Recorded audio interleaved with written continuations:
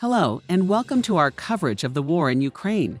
This is Warrior of Honor Team, and we'll be bringing you the latest for the next while. Our top story this morning, Ukrainian President Volodymyr Zelensky said in nightly video remarks on Monday that Bakhmut and Soledar in the country's east were holding on despite widespread destruction. He spoke of fierce new attacks in Soledar, where he said no walls have been left standing. It is extremely difficult. There are almost no whole walls left. Due to the resilience of our warriors there in Soledar, we have gained additional time and additional power for Ukraine, said President of Ukraine Volodymyr Zelensky. Meanwhile, Ukrainian officials, led by the Commander-in-Chief General Valery Zaluzhny, have warned that Russia is preparing fresh troops for a new major offensive on Ukraine, possibly on the capital Kyiv. Russian troops are making another attempt to advance on the town of Soledar in the eastern Donbas region, according to Ukraine's Deputy Defense Minister, Hanna Maliar. Russian attacks in recent days have focused on Soledar in an apparent effort to cut off the town. The capture of Soledar, which lies to the northeast of Bakhmut, would put Ukrainian forces in the area in danger of being encircled and offer Russia a potential avenue of approach against that city. Despite the complexity of the situation in the Bakhmut area, Russia is unlikely to be able to surround the city in the near future.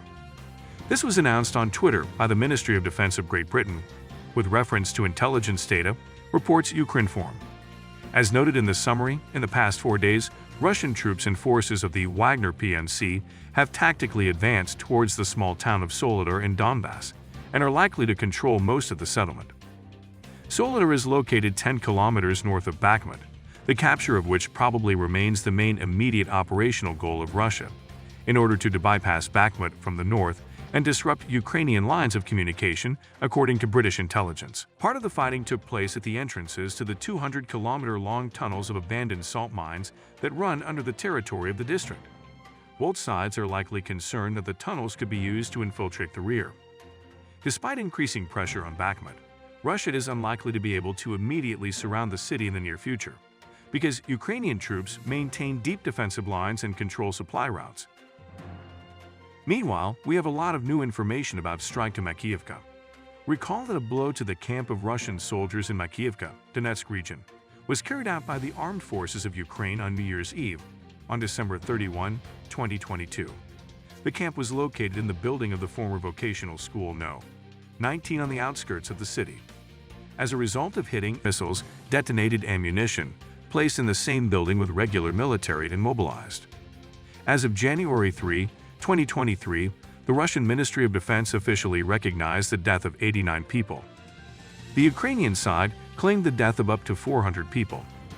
One of the mobilized, who participated in the removal of debris, said that he himself saw about 200 dead bodies.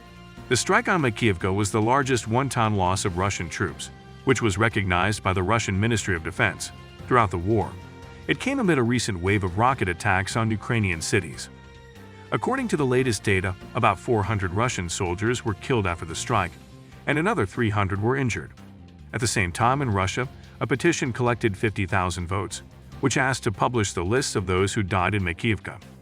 The Russian authorities refused to publish the lists, citing personal data. According to the latest data, the total number of disabled soldiers reaches 600 people.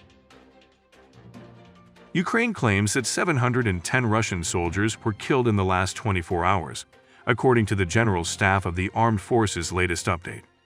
The tally, which has not been verified, brings the Russian death toll from the war to 112,470, according to Ukraine's records. A close ally of Vladimir Putin, Russian Security Council Secretary Nikolai Patrushev, said on Tuesday that the conflict in Ukraine is a military confrontation between Russia and NATO. The events in Ukraine are not a clash between Moscow and Kyiv. This is a military confrontation between Russia and NATO, and above all the United States and Britain, Patrushev told the Argumenti I Fakti newspaper. Patrushev said that the West was trying to cleave Russia apart, according to Reuters. The Westerners' plans are to continue to pull Russia apart, and eventually just erase it from the political map of the world, he said. In the face of emerging military threats, it is important for us to have such armed forces and special services, so that Russia's adversaries would not even think they could fight us, he added. Italy's attempts to supply Ukraine with a missile defense system have been delayed by technical issues, Reuters reports. There is no break on. But it takes time because there are technical problems to make the instruments work. The military commands are working on this, Italian Foreign Minister Antonio Tajani told Italian radio on Tuesday.